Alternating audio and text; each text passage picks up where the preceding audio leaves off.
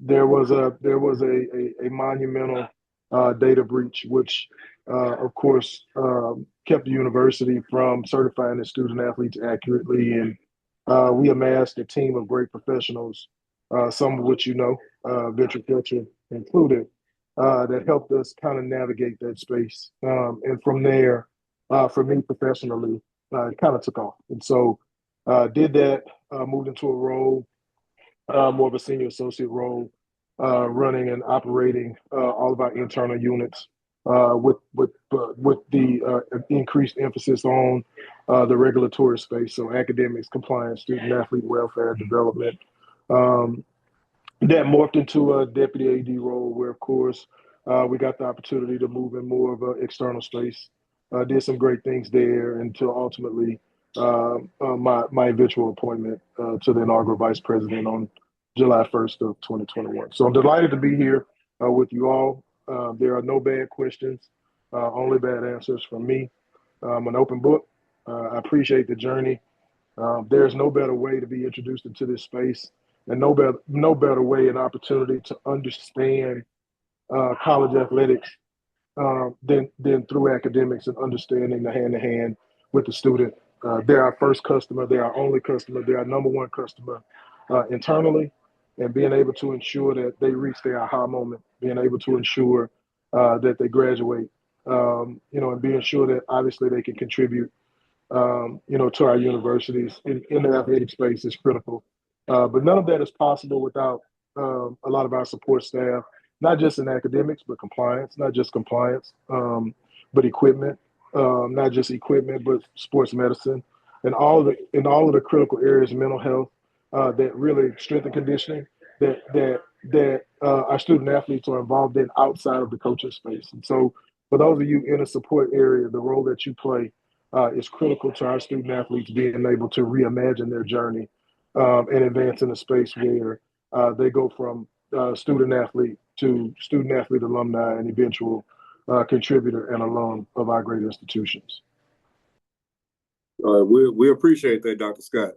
So for all of our participants, our attendees, I did put a prompt in the chat. So if everyone could drop your name, where you're currently working, and one early career experience that has shaped the way you lead, and we'll use that as a part of our discussion in a little bit. So, Dr. Scott, you alluded to the fact that you cut your teeth in academics. So, talk to us a little bit about how that started. We're going back to, what was it, 2011, when we both were brought to Southern to fix a problem that I don't think either of us really knew what we were about to face, both from the campus side for me and from the athletic side for you. Well, I can tell you, nobody really understood the breadth and scope of, to your point, Ventric, the issues that we would face, and if I could say this, the sheer institutional failure in having an inability to certify student athletes. And I think that's the first thing. I think we, as athletics practitioners, we often kind of rely on this Dean Smith quote about athletics and being the front porch. Nobody ever gets to the end of that quote, and the end of that quote says we're the most visible, but not the most important. And so when you're the most visible and not the most important, it kind of places you in more of a unique space, right? And so it opens you up to more criticism than your contemporaries, when things go wrong. And so in that space, obviously, the athletic department really took on the blunt of the criticism and blame when the institution really failed it. But at the end of the day, what happened is that our students failed. Our student athletes were failed. And whenever you're placed in that space as a leader, you have an opportunity, to be able to learn and grow from it. I tell our team all the time, I tell them two things. One, if it can go wrong, it will go wrong. How do you react? And two, never allow a crisis to go to waste. All right. And so whenever you're in these unique positions where, crises arise, then you got an opportunity to really react to it in a manner that's favorable, to getting the job done, and also in placing yourself in a position where people can respect the work and appreciate, the journey in terms of, your contemporaries and what they see in other places in terms of your network. And so, um, that experience was critical, I guess, to shaping me because of its uniqueness. But it also kind of placed me in a space, placed us in a space rather, where other universities were really calling us for advice. I can recall, and it was a bit of a bit of poetic justice. I think in 2012, maybe 2013, we were at. I don't think it was N4A Ventric. I think it may have been Regional Rules in Atlanta, Yeah. and we were being utilized as an example of what not to be.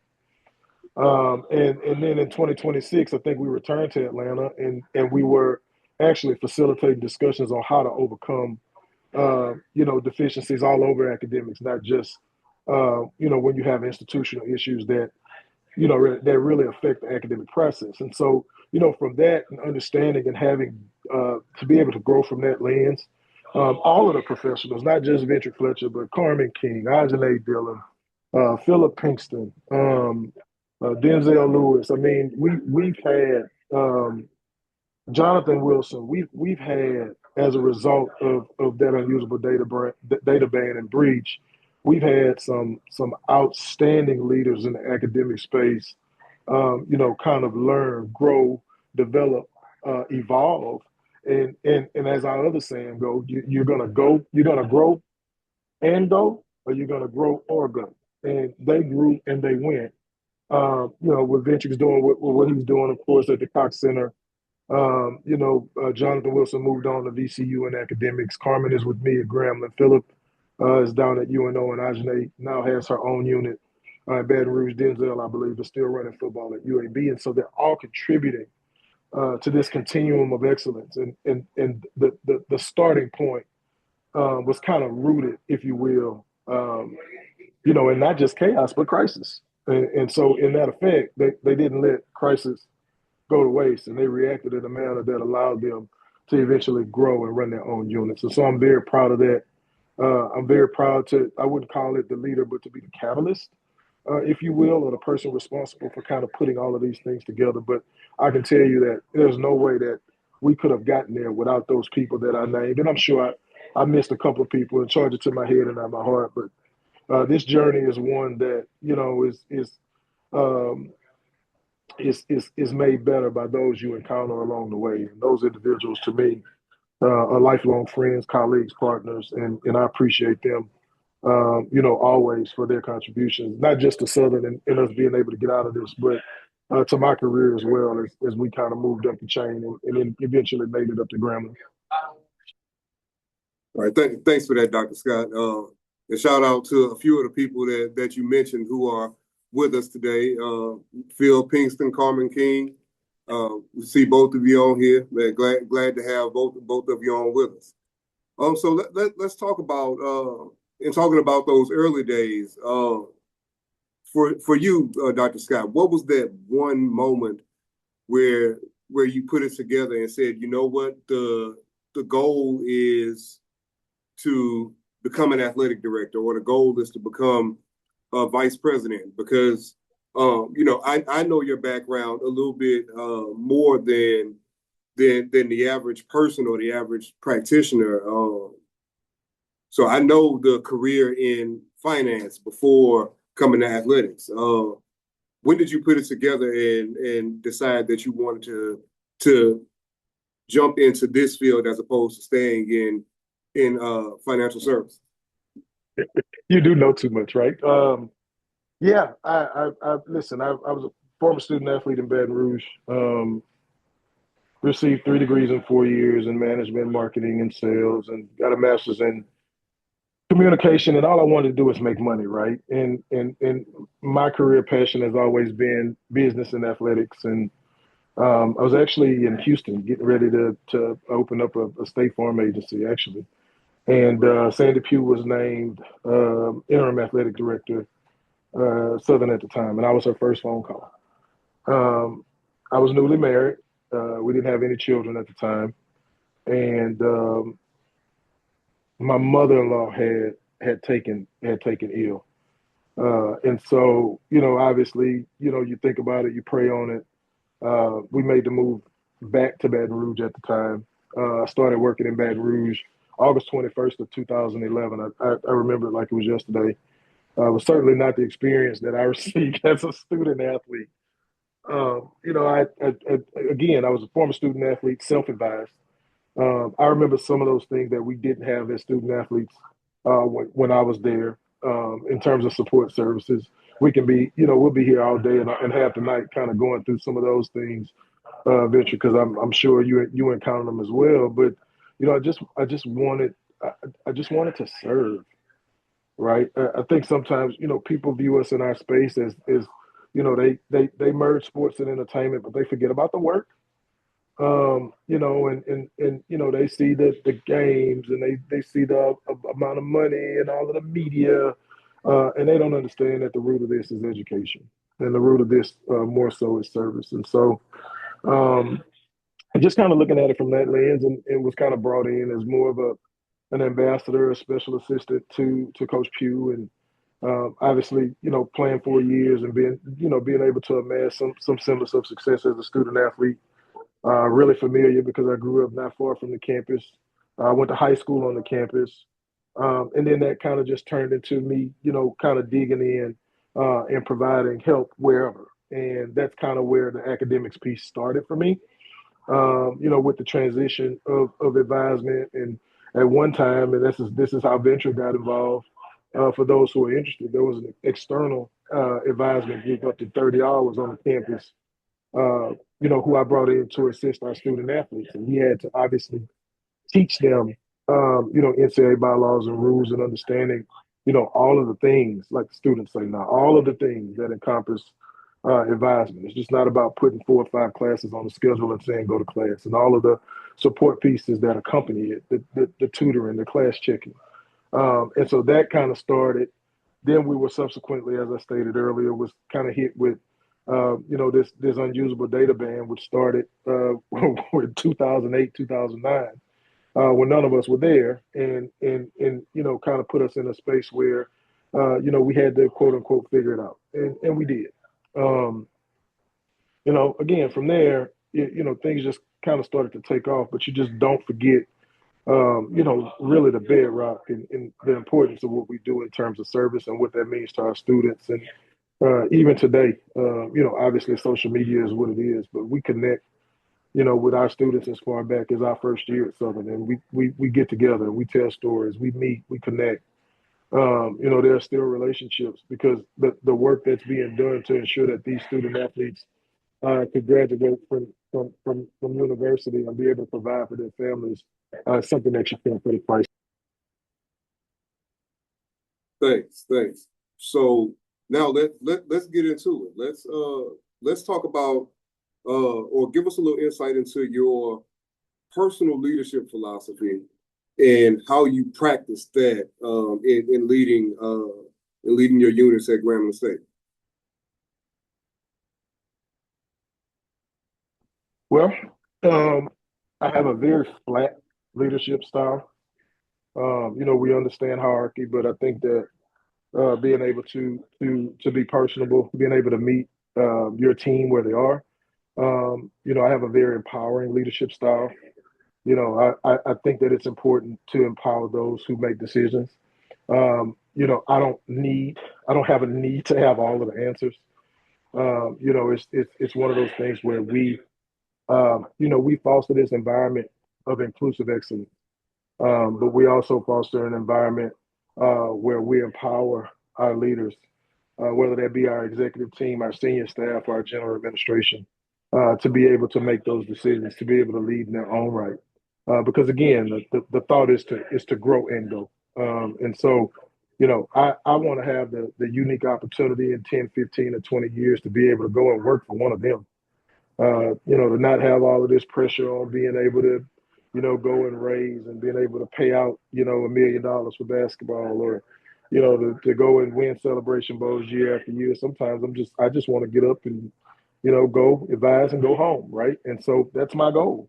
And so it's really important for me to be able to develop this next line and next phase of leaders, and to be able to provide requisite opportunities for that. but also to be able to leverage my network for their benefit and encourage them to be able to, of course, self-generate their own networks and be able to move around in spaces where other practitioners are who can, help them and teach them not just best practices, but, be able to generate relationships that are substantive in nature. And I think, that's more critical. I tell them all the time, sometimes it's not about who you know, most times it's about who knows you. And you get to decide what you're known for, right? And again, we go back to the unusable data piece for many years. That was really what people remembered us by. And then we started to do other things, other positive things, which put us in a space to where we were able to elevate. So, just keeping really consistent with that mantra for our team and really being encouraging and having that flat style. Our motto is my doors are always closed, but it's always open. And so you don't need an appointment, right? You don't need to have a conversation, with the chief of staff to get on the calendar. Now you could, all right, but the reality of it is, if it's important to you and important enough to you, it's important enough to us. And so walk in, I let you go in Miss King's office and get all of her snacks, and you can eat away and come in and have a conversation with us. And 9.5 times out of 10, I've got some Tamia playing. Yesterday, I believe it was Anthony Hamilton. The day before that, I think it was Chris Brown. The day before that, I think it was Usher. It's something always going on, and that's very purposeful to ensure that our students feel comfortable when they come to us, because we have to have a unique ability to relate, but also our team members as well. And so I think that's critical. It's important, and it encourages everybody to be able to put their best foot forward as it relates to their job performance on a daily basis. All right, I appreciate it. To our participants, feel free if you have any questions, if there's anything you'd like Dr. Scott to go more in depth in discussion about, feel free to raise your hand, take yourself off mute, or utilize the chat to engage with us.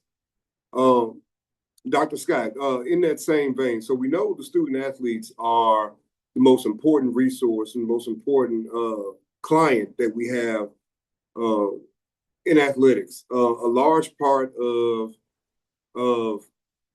athletic department leadership is talent evaluation and hiring, and sometimes, unfortunately, firing of coaches if they're not if the connections aren't there and the product isn't there.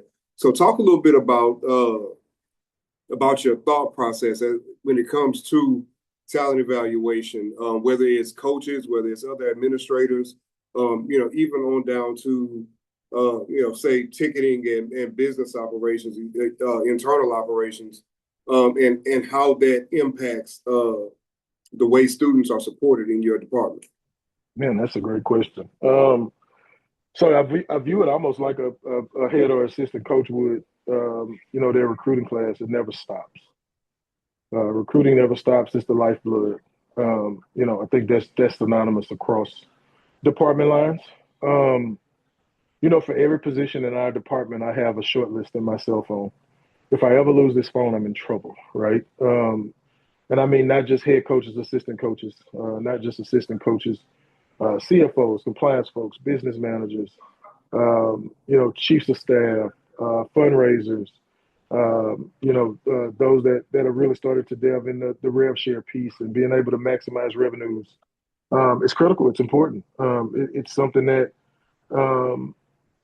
is a real reality in our business, if you will. There's going to be a lot of turnover because there's a lot of discomfort, with these changes that are occurring at the pace that they're occurring in. And so, when you're in a talent management space, I think you've got to, again, be flexible. Obviously, there are things that you may not be able to compromise on. I certainly have my non-negotiables.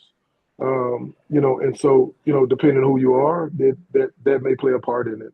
But I think that's critical. Again, for me, it's about service. And so whatever the goals are, whatever the thoughts are, we have to kind of negotiate the space with the student athletes in mind. And so, yeah, that's pretty much what I've got on that, Ventric. But I think that, it's important for me as a practitioner, I believe, in hiring from within. I think that's critical. We've got a very robust um, internship program, and actually, we just actually finished our interview process on yesterday. My days and nights are starting to run together. But we actually start our students in internship, and then we actually place them in spaces where they would want to work and grow. And then we place them in a professional development space where they can go out and gain other experiences. And we try to foster that environment for them, and utilizing NCAA, for example, who does a lot in the leadership development space to be able to foster that growth and development within those relationships. And so that's our internal way of sort of handling it. And then being able to funnel those students. Obviously, we can't keep them all, but we've had some great ones who, again, they've grown and gone. But also externally, when you go to conferences, you go to meetings, you watch. Ball games. If you watch enough of them, you'll know who's really doing what, whether that's the assistant coach, the associate head coach. I just left a track meet, for example, when I was out at Louisiana Tech before we started, and I just watched the guys and girls coach, and I saw two or three assistant coaches that really have bright futures out there between ULM, Tech, Northwestern, and Grambling, and so it's several ways to kind of do it. I think we try to do them all. And again, we really utilize our frontline staff, and Miss King will tell you if she's on.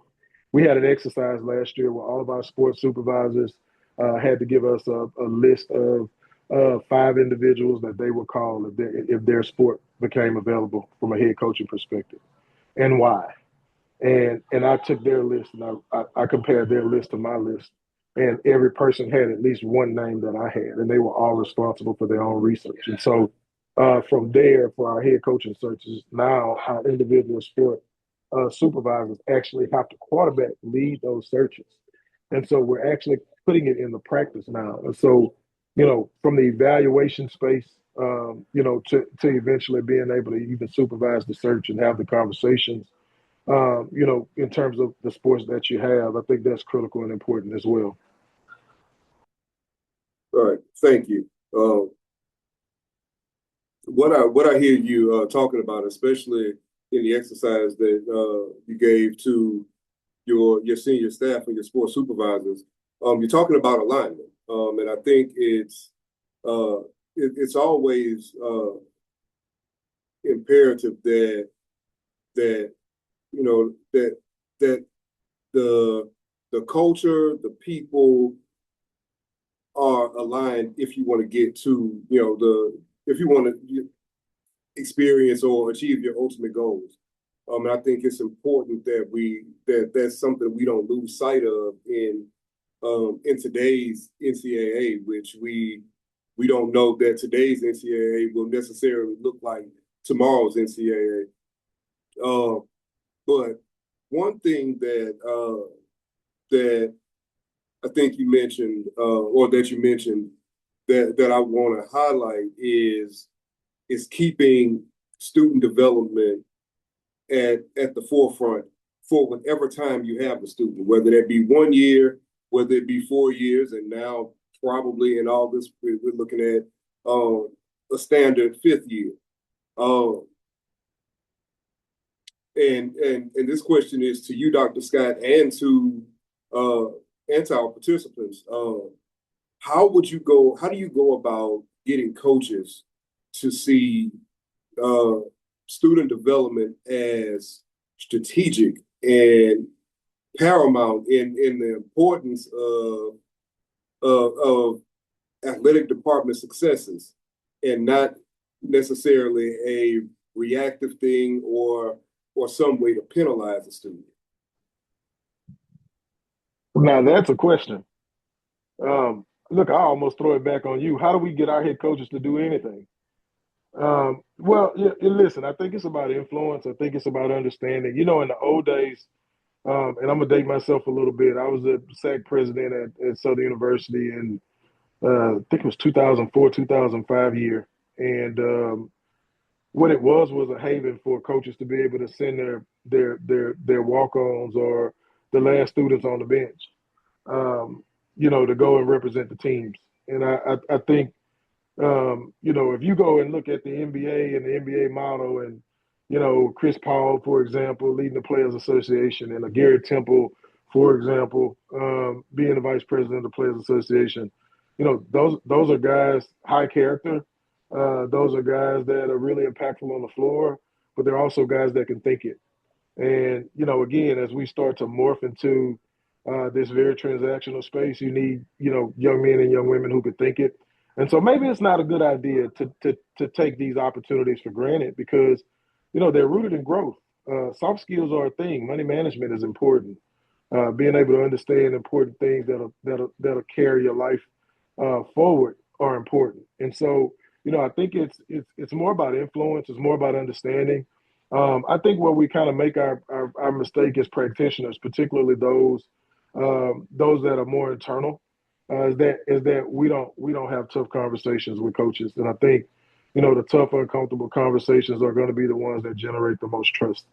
Again, I'll go back to the unusable data ban and what that did for my relationship with Dawson Odums, for example. The man called me every morning at 6 o'clock a.m. Go Jags, every morning. He called me every night after practice just to catch up because he knew where we stood in terms of what we were going through, and he trusted our ability to be able to navigate him through it, right? Trust is not something that folks see in this business nowadays with it moving in the direction, again, at the pace that it's moving in. And so, we have a charge to not be able to dodge conversations. Coaches are inherently defensive. They'll tell you, look, you get none of the credit when your football team has 985, 990, 995 APR scores. The coach gets it, but you get all of the blame if they don't. All right, and so we have to have this heart for service, but we also have to be okay with having conversations that maybe aren't popular. And as executive staff members or even senior staff members, we've got to be able to support our student support group, our student support practitioners, and being able, of course, to be able to reinforce things that they're saying. I mean, it's just the reality of it.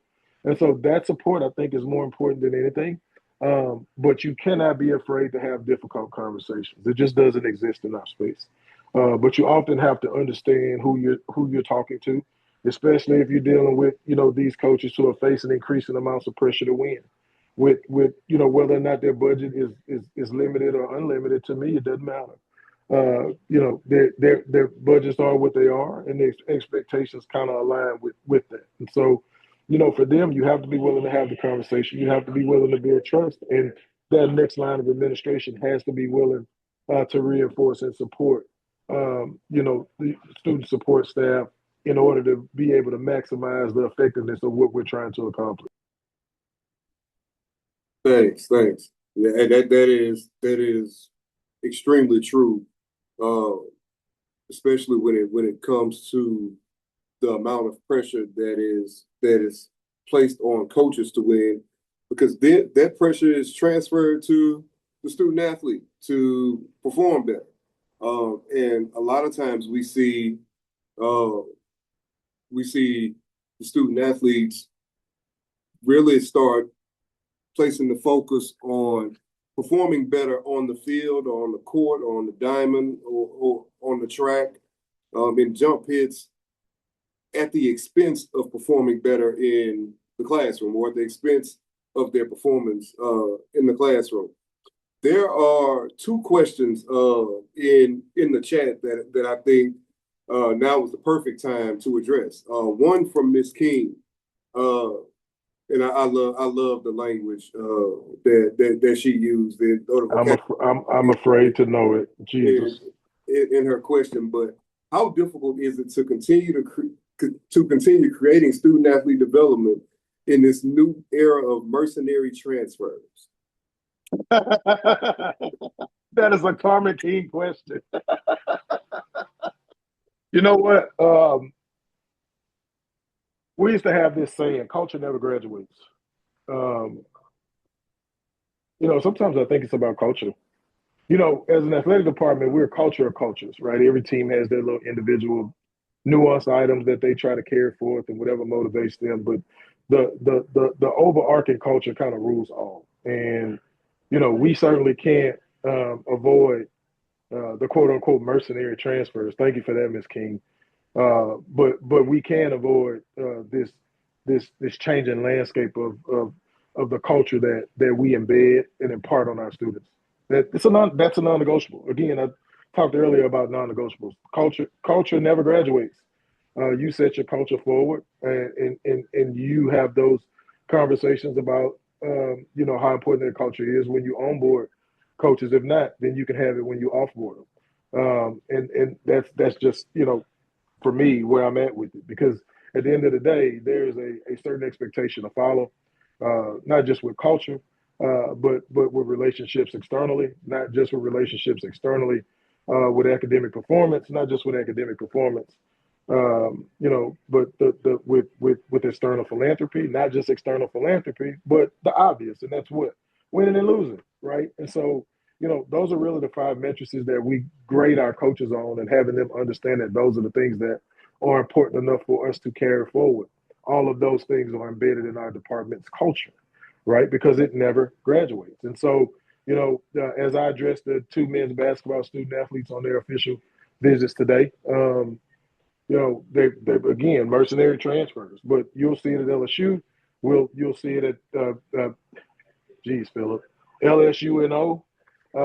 You'll see it at SUBR. You certainly see it at Grambling. But what is important is that we offer the culture that supports the student athletes in a way where it doesn't matter if they're a mercenary transfer or not. What matters is what we're able to provide and what we're not able to negotiate with. Thanks. That actually leads into the next question that's in the chat, and something that we can go back to our experience at Southern and the arrival at Grambling State. Let's address the disconnect between the academic side of the house and the athletic side of the house, because it's like we're two independent units fighting toward the same goal without necessarily building the greatest relationship. And a lot of times our student athletes are the ones that are caught in the crossfire. And our wonderful FAR she's in a meeting right now, but she is logged in.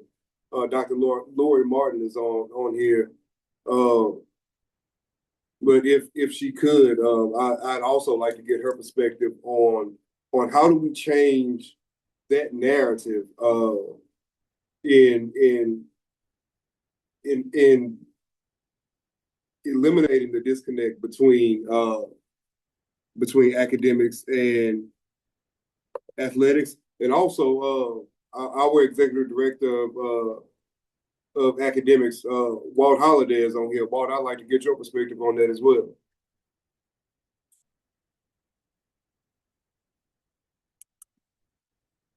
So Trey, Dr. Scott, you can kick us off.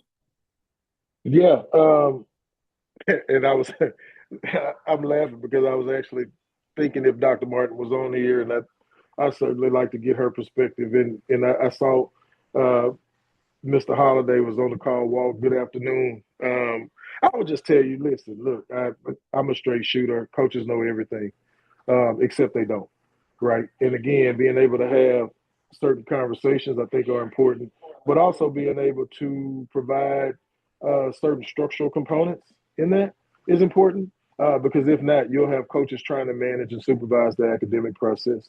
I've seen it, again, going through what we went through in Baton Rouge and then coming up here and kind of understanding, what coaches were doing. And a lot of what we were able to determine was that the coaches didn't trust the advisors. At least through my experience, and this just here, in Baton Rouge it was a little different, but there were opportunities in certain conversations in Ventric. I know you certainly remember some of these with men's basketball at the time, where They would literally advise their own students, and I'm like, yeah, no, we're not going to do that. Well, ours, we have 100% graduation rate, and then let me tell you something. I'll go and grab some data in a second.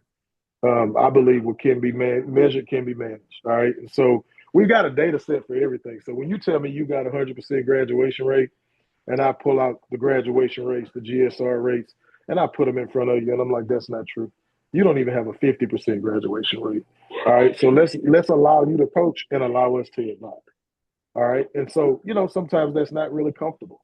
The second thing is to your point, and I know you said Dr. Martin is in a meeting, but, utilize your faculty athletic representative. I think that's important. They're advocates for athletics, but they're also stewards of academia. Listen, they're professors, they're assistant professors, they're lecturers, they're associate lecturers, they're advisors, right? They understand their individual areas, but they also understand, how their colleagues think and feel and understand have the unique ability serving as far as to understand it on the athletic side. And so use your faculty athletics representative as a barrier and an advocate for your departments. Those things are important.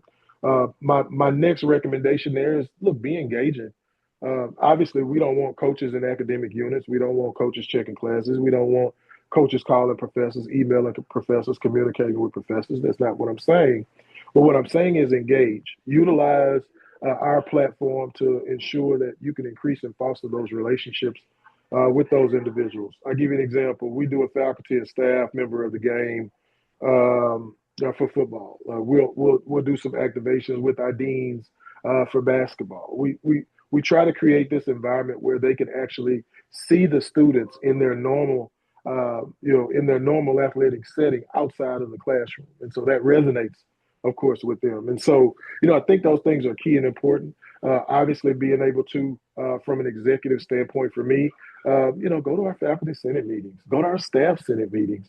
The president even invites them to our cabinet meetings, and so that we could understand the charge and the needs that we each individually share, but also kind of places us in a space where we remain in alignment, right? Those relationships again, they're key and they're critical in our space. Because at certain points our students, may miss 4 or 5 days, for whatever reason, not just an athletic reason. It could be a mental health reason. It could be a physical injury. It could be a family emergency. It could be a myriad of reasons. And so, we've got to be forward facing in the space. Again, you can't dodge it, right? Like you've got to be able to have uncomfortable conversations. It just seems like most of those uncomfortable conversations kind of lie within our space. But these are student support personnel is definitely a unique it is a unique set of individuals with a heart to serve and a spirit to guide, and that's important. It's critical, to being able to have those conversations and bridging that gap with some of our folks on campus. And also, look, I'll be frank with you. You've got some professors where it doesn't matter. They're an athlete, so I don't care, because they view you as already being spoiled and entitled, right? And so, it's important for us to be able to kind of, have decent and honest conversations with our student athletes. Hey, listen, if you walk into Dr. Scott's class late, what do you expect, right? When you get there, can you sit in the first 3 rows? Can you take your headphones off? Can you pull your pants up? Young ladies, can you pull your shirt down? Can you exhibit some level of seriousness of purpose that would indicate to this professor that you want to get out of this class with the grade that you need, right? Those conversations have to be had as well, right? And so, again, it's this continuum of communication and understanding. I think it works on all 3 sides, not just with the professor, but also the faculty athletic rep and the student as well, but also from an administrative lens and an executive lens, being able to go sit in those rooms and have those conversations. Appreciate that. Walt, do you have anything that you want to add on that end on how we can change the narrative and about the disconnect between academics and athletic departments, and so we can better support our student athletes? Yeah, I think one of the things here, so here at the Academic Center, we report to the provost office in academic affairs. However, our budget is 100% funded through athletics. So I also sit on the athletic leadership team.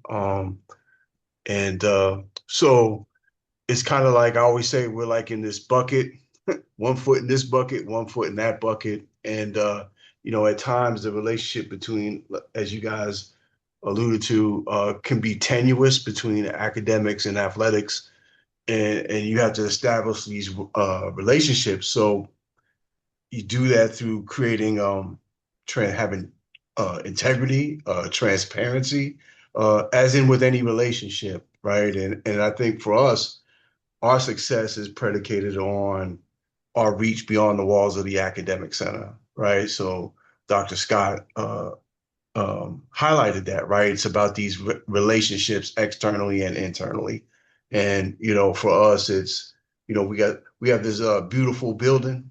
It's fancy. And I feel, it's our job to educate people outside of our building on what actually happens in this building, right? Because people's perception becomes their reality. So any opportunity that we have to educate people helps our cause, right? And for me, I don't have to be the face of the building, right? It could be Ventric, it could be a grad assistant that wants to invite their professor over to see the building to show them what we do in here and what their role is in here, right? So you're kind of educating folks in that space. Um, Earlier I had to jump off to a meeting, but how it started, Dr. Scott was talking about cutting his teeth in academics. And I had a conversation with somebody outside of LSU, a senior person. And it's interesting. We were talking about athletic directors, and, we have an athletic director here, Verge Osbury, who got his start in the academic center. And then I talked about Ward Manuel, and I talked about all these other ADs, Anton Goff, and all these different people. So for us, having Verge in that spot is extremely helpful because regardless of the messaging that goes around, we have mercenaries, the kids can't, education doesn't, mean as much anymore. And I've heard that from coaches, random coaches. Well, yeah, they don't even care. Well, it does matter. And it's important that we actually control the message, right? So what is our messaging in terms of how we address and how we engage with our student athletes, right? If it's important, that's the expectation, right? Graduation and championships, you should be able to do both. Both are attainable, both are expected. And that's the message from recruitment to matriculation to graduation. So we can control that message. I can't really control what a coach may say, but I can control what I say. And then through those relationships, you get the students to kind of do what they need to do and handle their business. And I mean, I think it's just you got to keep on working it. The whole thing is relationships. I think it can be difficult as well. Like you said, these challenging conversations, crucial conversations, whatever you want to call them. You have to kind of be present, like Dr. Scott said, right? But kind of know when to push, know when to pull, and then and see how it works and get them on board with what you're trying to do because it's all needed. The good thing for academics that we still have in our back pocket is that you still have to pass classes and reach progress towards degrees. So at the end of the day, you have to buy into what we're trying to do here. Good deal. I appreciate it. Dr. Scott, we are running short on time. So you have any parting words for us? Just about again the practice of leadership and the importance of having a student-centered approach to leading an athletic department.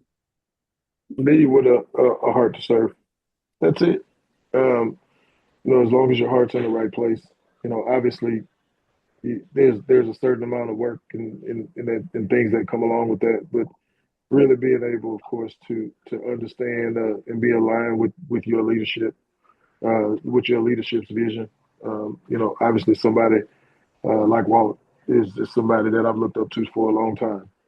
Somebody like Verge is somebody I consider both of them, friends and trusted colleagues that I've looked up to for a long time. And, in this space and understanding how leaders lead, being able to utilize those networks, but always lead with a heart for service because your student athletes see it and feel it. They know when, you don't really care. And that's any lens of leadership, not just from a student support standpoint, but even from a coach's standpoint. These students know. They know when you don't care. And so, Walt brought up an interesting point here, and I'll say this as I close, but, whatever happens in this changing environment, this changing landscape, still got to make progress towards a degree. You still have to attend, you still have to pass classes, right? You still got to get to 90, 95, 100. You still got to get to 40, 60, 80. You still. So that is, again, the one constant in all of this is that the roles that you all play are still vital to the success of these student athletes. All right, we appreciate your thoughts, Walter. I appreciate you for jumping in there. I know I kind of put you on the spot. Participants, we appreciate you all for joining us today for this fireside chat. As we log off, you'll get a survey response, a survey prompt. We appreciate any responses that you give, any feedback about things that went well or things we can improve on. We really appreciate it. I hope you all have enjoyed the summit thus far. I hope you continue to enjoy our last sessions of the day.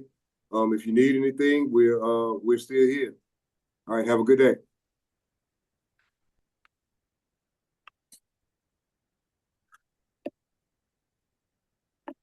Hey, T. Scott, when you so I just had this flashback, right? So because Ken used to always say this, right? But he was talking about the Nutty Professor. He said 99, 100. He said you gotta get to 99, 100. And I just heard Ken's voice. Woo, 99, 100. Yes, indeed. Look, I'm glad both of y'all are still on, and Carol, you too. Dee Dee just sent out the email about LI's alumni stuff. Yeah, I put you as my roommate, so you might want to fill it out, bud. What'd you say? I said I already put you as my preferred roommate, so you may want to fill it out, bud. I got you, man. But yeah, I did that to trick me. Email just went out. Hey, Carol. Good people. Fill up. I got distracted at the end right there, but I wanted to stick around and catch up, man. What's up, bro? Phil, All right, man. LSU and up. I had to claim it, man. I had to claim it. Got the world turning upside down over here, man. But we'll survive. Indeed. We'll survive it. Cool. Well, I'm hosting another session in about 8 minutes. So he putting us out. I'll catch up with y'all when I get home in 2 weeks. Philip, let's carve some time out. Walt, I walked in there on you the other day. You ain't see me coming. Yeah, so, I know. I'm sorry I missed you. We was having these accountability meetings trying to hem up these kids. So, but that's the engagement piece, right? Yeah, I went to have an accountability meeting at Trayvean Scott at University Laboratory School. So I just came on over right after. Still having accountability meetings. With my fourth grader. Yeah, buddy. Cool. All right, y'all. All right. Nice job. Appreciate it, Trey. Appreciate y'all, man.